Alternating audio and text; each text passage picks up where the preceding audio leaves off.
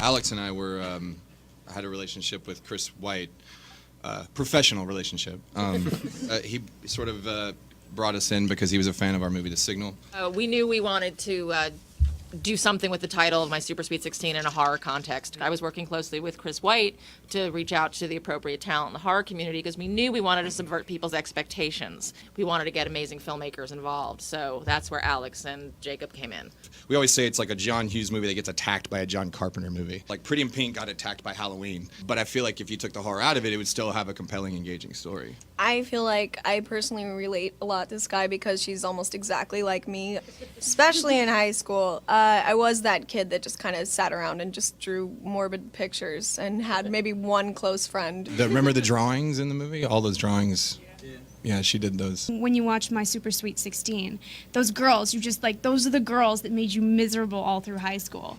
So we got to delve into these characters that were so relatable, and also, we got to do things with them we weren't able to do in our regular lives. So I thought it was great and fun. I think a lot of high school kids can really relate to this movie. I mean, it has every kind of person.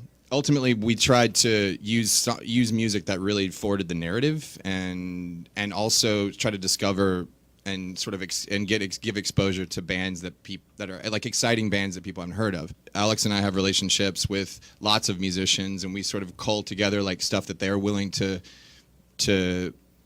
possibly let us use, and if it fits in the story. And then MTV is really good about just giving us lots and lots and lots of choices.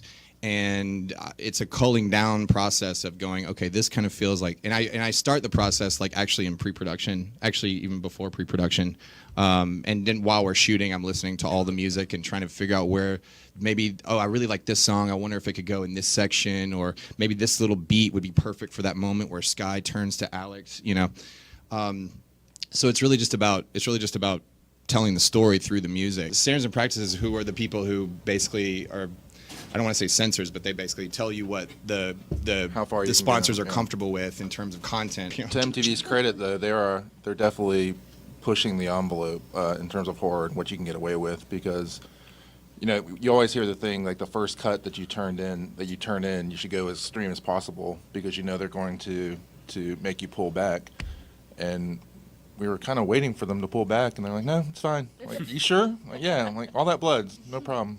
All our decisions are rooted in the theme and what's it about, but then, we want to make sure that it's sexy and it's big and it's violent and it's a roller coaster. Obviously, if you've seen the first movie and you're familiar with the work of Brian De Palma, that's obviously a big influence. And any sort of directors or movies that have these set pieces, with the horror, especially trying to build suspense, a lot of people are focused on the actual kill, but I feel like the lead up to the kill is just as important, if not more so.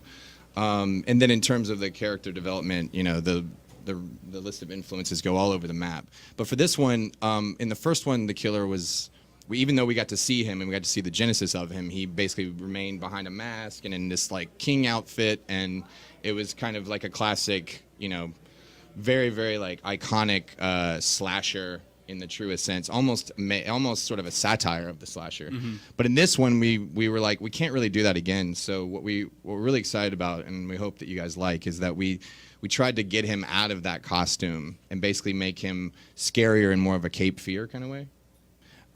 More like Robert De Niro in Cape Fear, or where you actually get to, it's the fact that he's like walking amongst people, mm-hmm. and he's the guy next door and you don't know, you know what I mean? So, and that hopefully creates some really scary moments with the other characters, but also it gives us a chance to have, a little bit more character development and have the overarching story actually be connected, because ultimately the movie is about, Lauren's character sort of trying to find belonging after, sort of living in the shadow of her father being a serial killer her whole life, and trying to kill all her friends, and trying to just find where she fits in. And I think that having him be more of a real threat, like a real person, in this one, I think we raised the stakes on it a little bit.